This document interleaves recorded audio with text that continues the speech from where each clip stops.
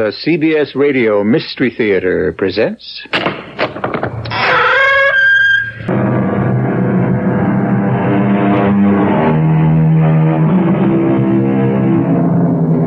Come in. Welcome. I'm E.G. Marshall. It was the ancient Greeks who believed that man's life is a thread, and it passed through the hands of three goddesses who were called the Fates. The thread spun by Clotho, the design was determined by Lachesis, and then there was Atropos, who waited with the terrible shears. And when she snipped the thread, for a good reason, or a bad reason, or no reason at all, that was the end, forever. And therefore, everyone who takes another's life also takes upon himself the mission of Atropos. And since, in a divine sense, she is the only one who is licensed to perform that duty, she may not take kindly to competition. Bear it in mind.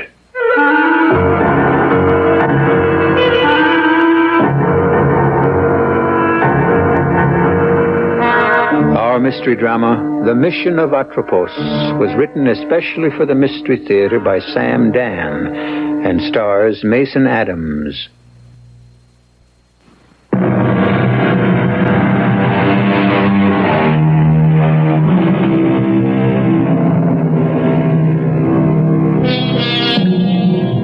I swear by Apollo, physician, that I will fulfill, according to my ability and judgment, this oath and covenant.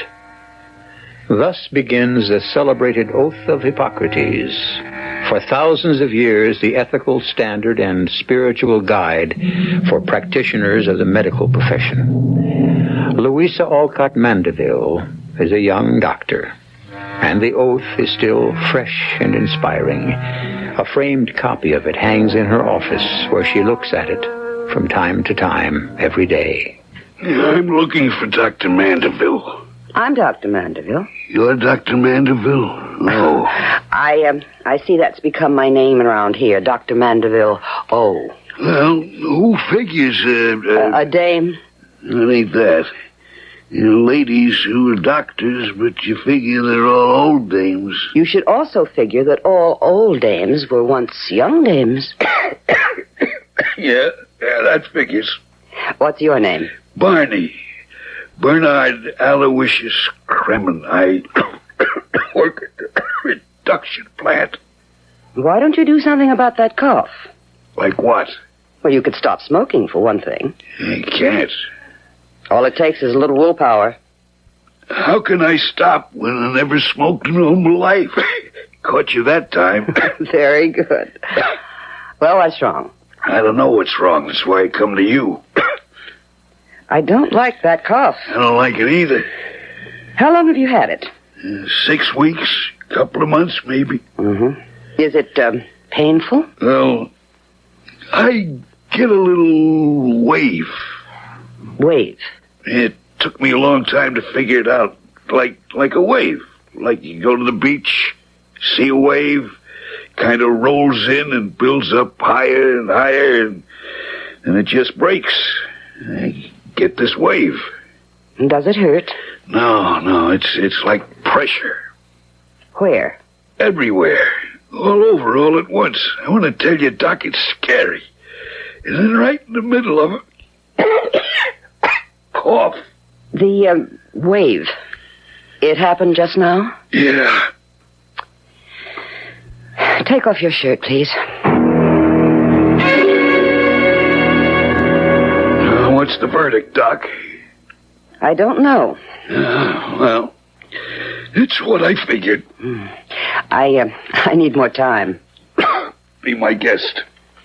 Do you cough like that all the time? I do lately. I would like to send you to the hospital for observation. No, Dice. I can't afford it. Well, you could take it out of sick leave. You'd still be paid. Yeah, but that's just straight pay. I'm not only knocking off time and a half overtime, but double time for Saturdays and Sunday. The way the plant is smoking now, I can't afford to give that up.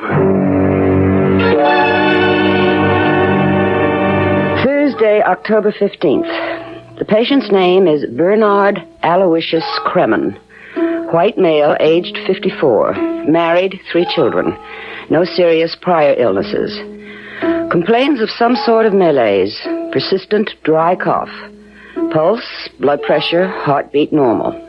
Routine EKG, X-ray, blood test negative. Come in. Dr. Mandeville, you haven't had your dinner. Oh, thank you, Mrs. Drake. Well, now, is that wise? No, I don't think so, Mrs. Drake. I have this work to finish. Oh, talking into that tape recorder, Dr. Mandeville. Do it on company time. No, I'll be down in a little while. Doctor, did I overhear you say something about Barney Kremen? Well, yes, he's my patient at the factory. Was your patient, you mean? He died. He what? He died. Barney Kremen? He dropped dead this afternoon, right after he come home from work. But that's impossible. Friday, October 16. Bernard Kremen, a man who in every respect seemed normal except for the cough, expires suddenly. A post-mortem performed immediately after at the hospital reveals absolutely no further information. Pathologists could find no tissue damage. Why did he die? And what caused it? Dr. Mandeville? What's that? Where? The reduction plant. No, don't lift him, don't move him. Call an ambulance. I'll be right there. Everybody, move away, please. Please, give him some air. Can you hear me? Yeah. How do you feel? As if I were on a wave. You have any pain? It's just a wave, you know. I go up, I go down. I'm going to die. I know that. That cough, how long have you had it? The cough. Barney Kremen and I... It can kill you. Oh, now, try to lie still, please. What can kill you? The KCV 447. The what? The KCV 447. I found that out. They're not supposed to use it. What is KCV 447? Don't let me die. Please don't let me die. I'm going to have to give you a shot. It won't hurt. KC 447. Remember? Saturday, October 17. Patient's name, Jack Edward Caddy. White male, age 25. Graduate student working his way through school. Unmarried. Displayed same signs, described same symptoms as Bernard Kremen, especially the cough. Became delirious, lapsed into coma en route to hospital, and died on arrival. Post-mortem performed. No indication of cause of death. Spoke of substance called KCV 447. Check on it. Please, sit down, Doctor. Well, how's the job coming? Mr. Spaulding, I wanted to... I must say that the board of directors didn't take kindly to the idea of a woman doctor for plant physician. Stodgy group. Mr. Spaulding, in the past week, 2 men have died in the reduction plant. Yes, I was informed. What was the cause of death? We're not sure. Not sure? Mr. Spaulding, what is KCV 447? KCV 447? It sounds like someone's license plate. Mr. Spaulding, this plant is filling a government contract. Oh, I hope you won't talk about that on the outside, Dr. Mandeville. It's top secret. Our current project is constructing motors for nuclear reactors. Now, Dr. Mandeville, really, I'm sorry, sir. This is germane to the discussion. What sort of discussion are we having? As the plant physician, I have been issued a list of government prohibited materials. These are all hazardous substances which cannot be used, since they constitute a danger to health and life. Violations will result in cancellation of contracts, plus possible criminal prosecution. Doctor, what has all this to do with me? KCV 447 has been used and is being used in this plant. Dr. Mandeville, I can state categorically that is not true. And I say it is, Mr. Spaulding. Do you have evidence for such a serious charge? Yes. May I ask, what is that evidence? The evidence of my own eyes. I paid a visit to the supply warehouse, and I asked Mr. Marlowe, I believe, if we had any KCV 447. And he said he wasn't supposed to give out any information like that. But when I identified myself as the plant doctor, he said in that case it must be okay. You have cartons of it. Well, Mr. Spaulding. The old fool. The labels were supposed to... Well, it seems I'm caught red-handed. The next move? 2 men are already dead. There's no way of telling how many more will die because you have used a prohibited substance. I shall report this to the authorities. Yes, that's one course of action. Another, you could forget about it. Forget about it? I could make it worth your while. Are you trying to bribe me? Of course. I have never been so insulted. Oh, and never been so flattered. How important you've suddenly become. Here you are, a fledgling doctor, still in your 20s, and you hold the fate of a $200 million project in your delicate hands. Do you know what you're saying? Listen carefully. I'm saying life is short. Timing is exact. Experience is treacherous, and judgment is difficult. I offer you $1 million.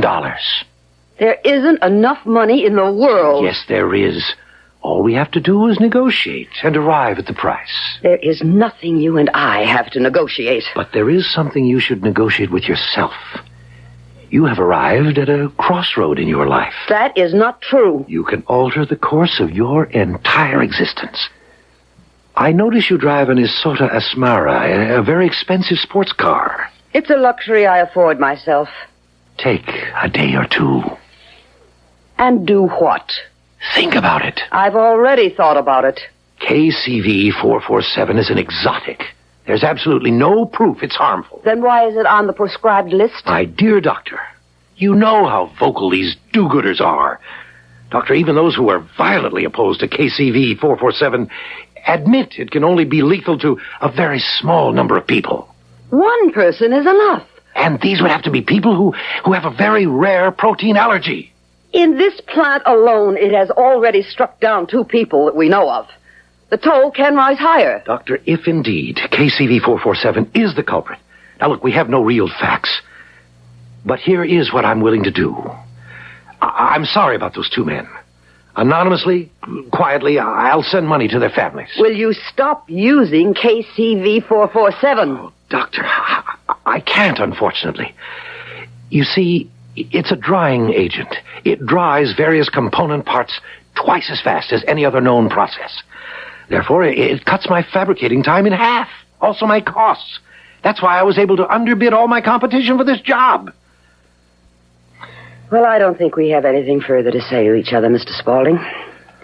It's a Saturday afternoon. I shall spend tomorrow on my analysis and present what I know to the government on Monday morning. You may regret your action, Dr. Mandeville. I'm a doctor to whom life is precious. I'm also a citizen for whom the law must be supreme. You are also a phrase maker. Good day, sir. Not to mention a pompous little fool. Which reminds me, one of our great Americans said, experience runs a hard school, but fools will learn at no other. I'm afraid, Doctor, that there may be a very hard lesson awaiting you.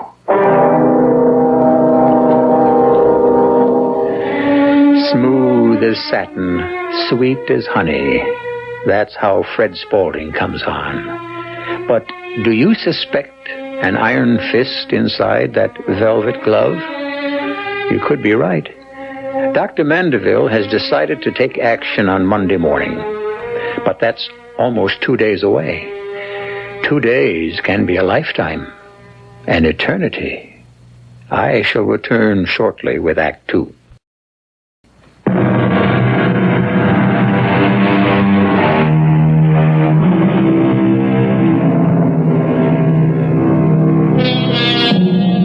Well, our first act ended with a young lady doctor who had some damaging evidence that could destroy the fortunes of a powerful industrialist. And she was going to present that evidence to the authorities on a Monday morning. I regret to say that she never did. It is with even greater sorrow that I must inform you that we shall never see Dr. Louisa Alcott Mandeville again in this life. Why? Well, it is Sunday evening, and we are in a police station. Well. What are you doing here, Richard Harding Davis? Richard Harding Davis? That sure dates you, Lieutenant Carey. How about Floyd Gibbons? Bah, now, they were reporters. They died before punks like you were even born. I'm sorry. You're covering the station house tonight? Yes, sir, Lieutenant Carey. Alfred Alexander Marx Times Union at your service. Lieutenant Carey? Yeah. Uh-huh. Okay, let me write it all down. Victim's name? Yeah, make a car? Uh-huh. Right. Get the report in. Yeah. What was that? Nothing you're going to win the Pulitzer Prize for. Dame killed herself in an auto accident. Smashed into the concrete wall of an underpass. Kills herself and totals the car. One of those foreign jobs in Asada Asmara. You're kidding. An Asada Asmara? Huh. I drive one of those. And your salary? I got it 15th hand. She wrecked an Asada? Hey, let's have the details. She must have been an heiress. You'll never guess, so I'll tell you. She was a doctor. Company doctor at the Spalding plant. About 30 years old, name of Louisa Alcott Mandeville. With that name, she must have been a real hatchet face. And don't try to make Grandpa Carey here think you're tough. You want more facts, you can pick up her bio from personnel at the factory. Can you imagine somebody totaling an Asada Asmara?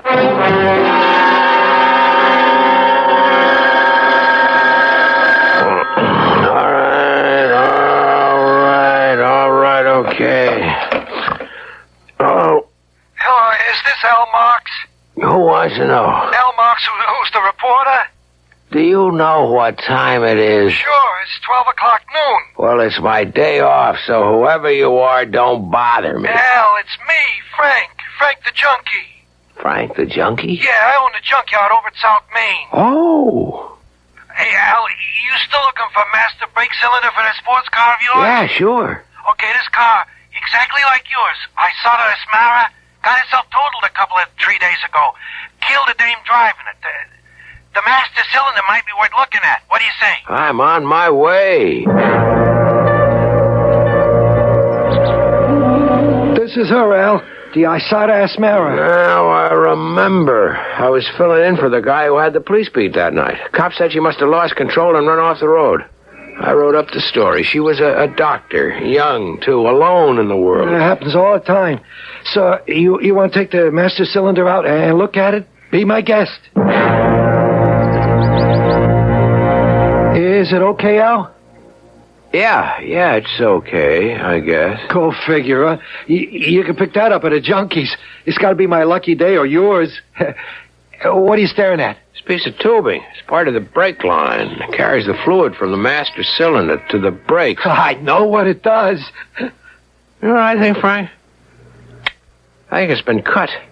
What? Deliberately cut. Why would anybody want to do that? So that all the brake fluid would spill out, which would mean that in a little while there'd be no brakes, and if you were going downhill or around a curve, goodbye. Yeah, but why? Maybe somebody wanted that young lady doctor to have an accident. What are you building, Al? This end of the line, Lieutenant. You see, it's been deliberately sawed through or cut through. Al, you wouldn't be out to create some news now, would you? What are you trying to say, Lieutenant Carey? Sunday night, what was the story worth? One paragraph buried somewhere in Monday's paper. But now, what if you could get a whole week out of it, huh? Week on the front page in your byline every day. I don't know what you're talking about. It's a normal, natural way for a hungry young reporter to behave. Here's your first headline. Foul play suspected in woman doctor's death. All I want is to determine if this brake line was deliberately cut, and if it was, this becomes just as much your business as mine. So, what do you want me to do? Send it to the police lab. Oh, the police lab. That's where the miracles happen. That's supposed to be the last word. Are you going to send it to the lab or not? Okay, I'll send it to the lab.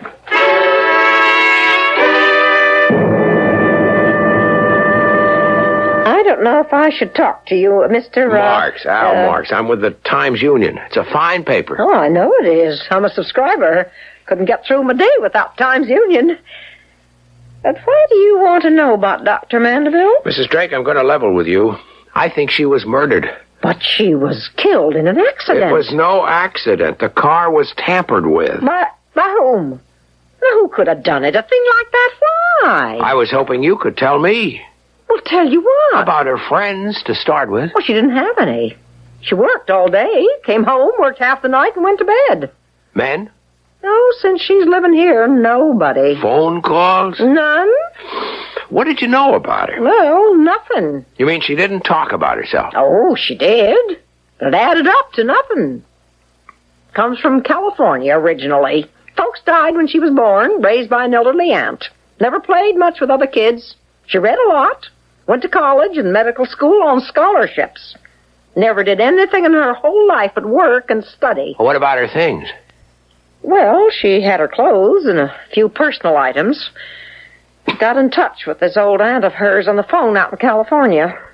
What do you want me to do with her stuff, I asked. Keep it, the old lady answered. Now, I think she's senile. Could I look through some of it? Well... Look, Mrs. Drake, I'm on her side. You know that. Well, okay. But I don't think you'll find anything.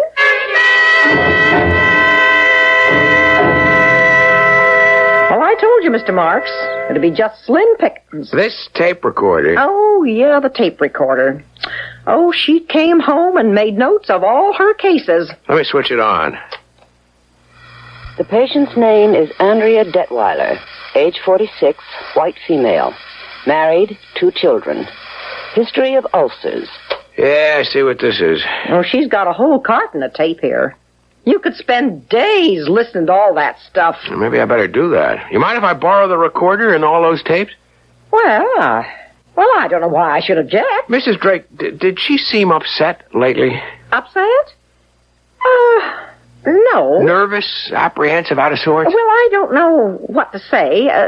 She was, well, you see, last week, 2 of her patients at the factory died, you know? No, I didn't. Well, she took it kind of hard. Not that it was her fault, I guess. Tell me something. When she left the house Sunday evening, do you know where she was going? Oh, yes, she told me.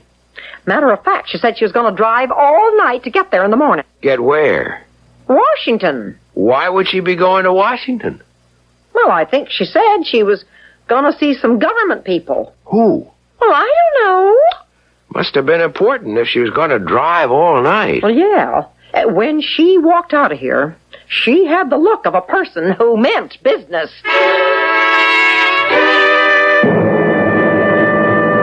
What does the lab report say, Lieutenant Carey? Like I suspected, everything or nothing. Let's have it. Well, on the one hand, it could have been sawed through. You see? On the other, could have broken due to the high impact of the crash. I'm not sure. But it could have been sawed through. Oh, sure. And then again, it didn't have to. Look, she was headed for Washington, D.C. when she got killed. I spoke to the landlady. All right. All right, what? Isn't there anything you want to do about this? Do about what? A girl gets killed in a car crash. The car was tampered That's with. only an assumption. It's not enough for us. Yeah, well, it's enough for me. You think there's a story here, Al? Yes, Mrs. Rogers, I do. Well, why? The brake line was tampered with. Well, that hasn't been definitely established. But there are grounds for suspicion. Look, Mrs. Rogers, a quiet, almost a mousy little doctor. Keeps completely to herself. No other life but her job. Dies under circumstances that might be, okay, I'm saying might be, suspicious. Is it worth a shot? You have a hunch, haven't you, Al? Yes, ma'am. All right. I know what it is to be on your side of the desk with a strong hunch. See what you can run down. Oh, yes, the Times-Union. Your publisher, Mrs. Letitia Rogers, is a warm personal friend of mine. Mr. Spaulding, I want to talk to you about Dr. Louisa Alcott Mandeville. Oh, sad. Very sad. A tragic thing. What'd you know about her? Oh, surface things. What it said on her resume. She was very quiet, kept to herself, very efficient. May I ask why you're interested? I have an idea she was murdered. What? The car crashed, as I understand it. It could be established that the car might have been made to crash.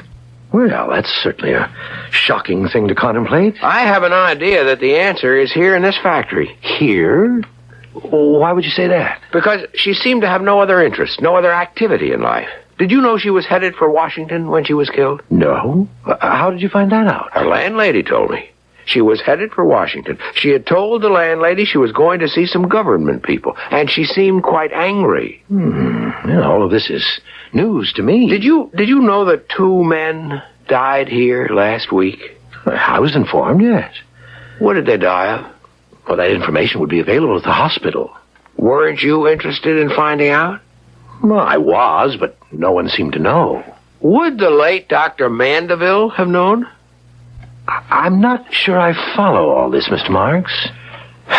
A doctor employed in a factory that is working on a government project leaves home rather angrily one night and heads for some government bureau in Washington, evidently to report a violation. Oh, you seem to be drawing a long bow. And I think I'm on target, too. As a doctor, what would she be angry about? The death of those 2 men? Do you intend to print any of these mad speculations in the newspaper? There must be something wrong in this factory from the standpoint of health and safety. Hadn't you better establish that as a fact first? Oh, it's a fact, all right. I just don't know where the evidence is. But it exists. I'll find it. Mr. Marks, what I'm about to say is off the record, and you'll never be able to prove I said it. Who would believe you? Now, look, I'm at a crucial stage of a top priority project. I might also add that the security of our country depends on it, not to mention the jobs of 6,000 people in this fair city. Are you building up to what I think you are? Absolutely.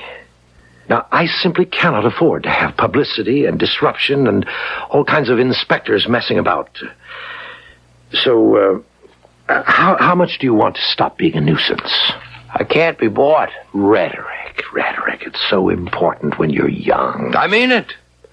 I intend to go full steam ahead.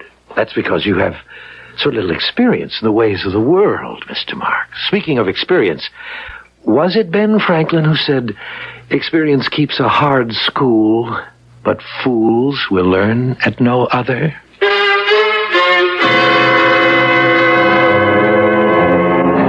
Well, we heard that one before, and it was followed by a fatal car crash.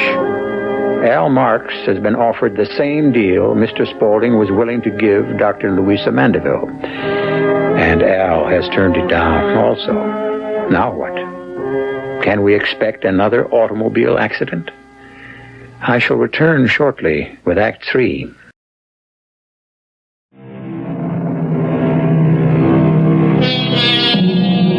Truth, it is said, shall prevail in the end. How much better it would be if truth could prevail in the beginning, could save so much trouble. And it might be much safer for those people who are determined to live with it. Who knows?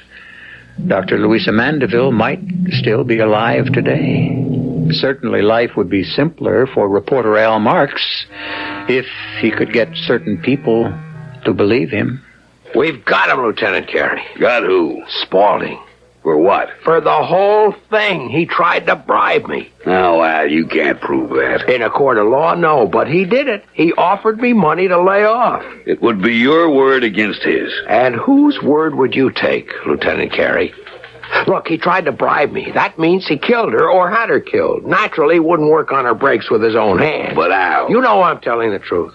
On what I say alone, I know there's no case, but it should be enough to start you guys off. What do you want me to do? The reverse. Usually the evidence leads you to the killer. This time the killer has to lead you to the evidence. Al, I need more. It was done, so the evidence is out there. Now it's your job to find it. How? Assign men to do it. I have to have a reason. I just can't put guys out. Lieutenant, it could be you're afraid to tangle with somebody the size of Spaulding. Now, don't try that psychology stuff on me. Wait a second. Lieutenant Carey. Who? Yeah, he's here. Huh? Okay, I'll tell him. That was your publisher's office. She wants to see you. All right. Don't sound good. What doesn't sound good? I think you're going to get some heat. What do you mean? You could be stepping on somebody's toes. Spaulding's? What do you think? Then I'm right. You agree I'm right? Sure, you're right. For all the good it's going to do you.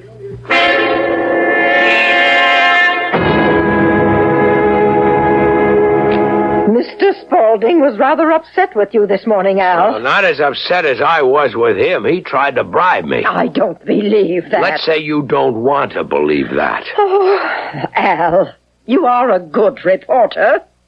But all you've got are hunches. The sawed-through brake line? Not conclusive. The lab will not commit The itself. 2 men who died? Coincidence. Why would she be headed to Washington, D.C. to talk with some government people? What would she have to talk about if not some violation at the plant? Al, how do we know she was angry?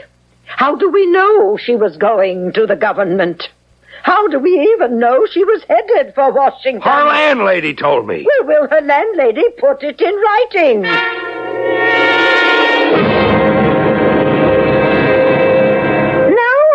No, but Mrs. Drake. Look, I told you everything I know. Well, all I'm asking you to do is let me put it in writing. You said she went to Washington, D.C. I said she went to Washington.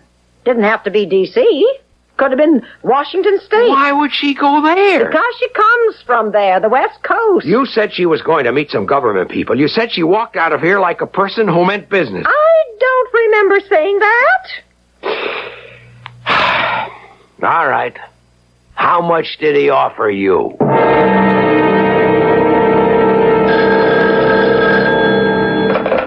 Al Marks. Yes, Mrs. Rogers. No, Mrs. Rogers. I was unable to get her to give me anything in writing.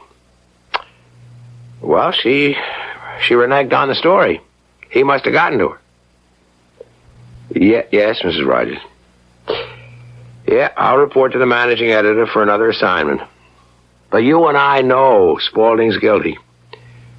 And if you can live with it, I wish you luck.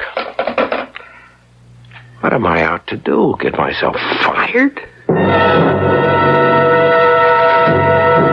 Listen, kid, I believe that brake line was hacksawed. I believe he tried to bribe you. I believe he got to the landlady. Do you, Lieutenant? I tried to work on it. I had guys out trying to run down leads. And look, if he'd had the brakes tampered with, he'd have had to do it between Saturday afternoon and Sunday night when she was scheduled to leave. Which means it had to be done in the darkness on Saturday night. I had guys checking the neighborhood for anything that looked suspicious. And? Nothing turned up. I don't know what to do. Well, I wish you did. Because you have to come up with something, anything, so that I can justify putting the men out. What do you got? Nothing. Well, you gotta have something. How about that tape recorder? It's miles and miles of tapes, diagnoses, medications. Go through it. But that could be a career. You sold me the idea she was killed because she was acting like a doctor. Well, on those tapes, she's talking like a doctor.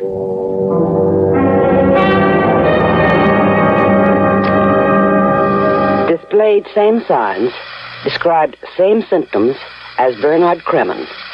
See tape, yesterday's date. Bernard Kremen. He had... Okay, I remember. Go ahead, Louisa. Especially the cough.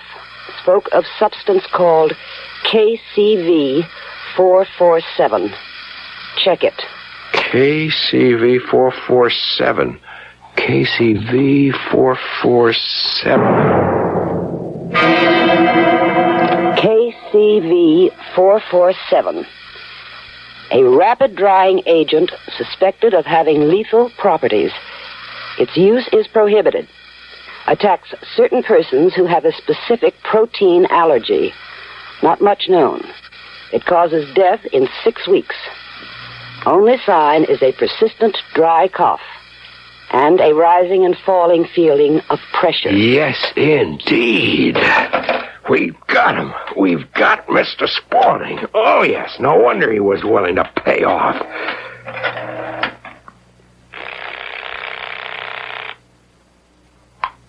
Lieutenant Carey. It's me, Al Marks. Listen, Lieutenant, I want to let you know you were right about the tapes. Yeah? What I got here is dynamite, and I haven't even heard half of it yet. Look, it'll take me the rest of the night to get all of it. And then I want to meet you at headquarters, and I'll bring my publisher. Is it good stuff? When you hear it, you'll know why she was killed and who had the motive. Jack Edward Caddy, a graduate student in chemistry, worked formerly for International Solvents. They were cited for using KCV 447. It is reasonable to assume, therefore, that Jack Caddy may have suspected the use of KCV 447 at Spaulding's. But once he had caught the illness, it was too late. He must have known because he told me he was dying. This is dynamite. The disease caused by KCV 447 is so rare it has not yet been named. It has a destructive but invisible effect on the heart and lungs. Its only symptoms are the dry, hard cough and the roller coaster feeling of pressure. Once these appear, however, the disease has already taken hold, and its fatal course is irreversible. Yep, I guess that's all of it. Louisa Alcott Mandeville, you were a great lady, and you didn't die in vain. I wish I'd have met you before. Well, I'm going to get my first good night's rest in over a week, and tomorrow morning we cook the goose of Mr. Spaulding. I thought I would tell you two people first. Yes, go ahead, Al. What have you got? Here's what we've got. A prohibited substance called KCV 447. Spaulding uses it to get an unfair manufacturing advantage over his competition. It kills people who have a certain protein allergy. And two such people we know about already died in that plant. These are facts? It's all here on the tape. Her words, her voice, summing it up. She finds out about it. You'll hear how. She confronts Spaulding. He tries to bribe her. She announces she's going to report him. The next night, she's dead in a car accident that's at least suspicious. That's what you've got on the tape? That's what I've got on the tape. Well, we'll print every word of it. It's enough to make an arrest. Roll that tape. Here goes. Well? Something's wrong. Maybe I don't have the cassette on right. Well, it seems to be running smoothly. Have you got the right button pushed down? Something's wrong. We'll run it fast forward, see where the voice begins. Something's wrong. Al? Al, are you sure Listen to me. Listen to me, both of you. Listen. I had it all here on tape, here on this recorder last night. I had it. I swear I had it. Well, I'm sure you did. But where is it now? I don't know. I do know. Spaulding, he got it erased somehow. Al, you are becoming paranoid on the subject of Spaulding. But it's true. Ah, Mr. Al Marks, our fine young journalist. Have a seat. Mr. Spaulding, I came here to tell you that no matter what anyone else believes, I know you killed Louisa Mandeville. Not true, my boy. You had her killed. All reporters should have respect for the truth. Now, that's better. You had someone fix the brakes. Correct. I'm sure if federal inspectors searched your warehouse for KCV 447, they wouldn't find any. Of course not. Somehow you got the tape erased on the recorder. I don't know how you did that. I had a tap put on your telephone. When you told Lieutenant Carey you had all that information on tape, the proper steps were taken while you were fast asleep. You won't get away with it. I'll spend the rest of my life if I have to, but I'll get the goods on you. Oh, that's nonsense, and you know it. You know you can't get the goods on me because they no longer exist. Nobody gets away with murder. Oh, that's a slogan. If it makes you feel any better, believe it. People like me get away with murder all the time. It's our business. We know how to do it. You know a man like me cannot be brought down by a little man like you or a woman like Dr. Mandeville. I can't be brought down at all. And you know I'm telling the truth. Well, you're almost ready to burst into tears because I've completely demolished everything you wanted to believe about the law of compensation, the ultimate triumph of justice. None of that's true now, is it? Well, is it?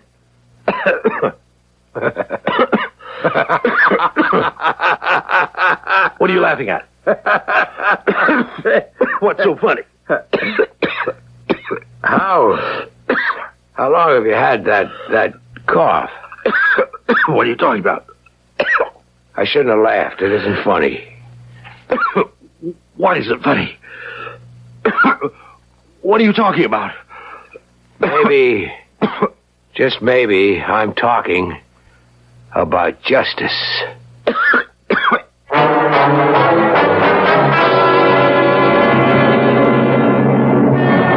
Exactly 6 weeks later, the headline in the Times-Union informed the world that internationally famous industrialist Charles McNeil Spaulding had died suddenly. The story was written by reporter Al Marks, who quoted the doctors as saying that Mr. Spaulding's death was a mystery. Perhaps, but not to Al Marks. I'll be back shortly.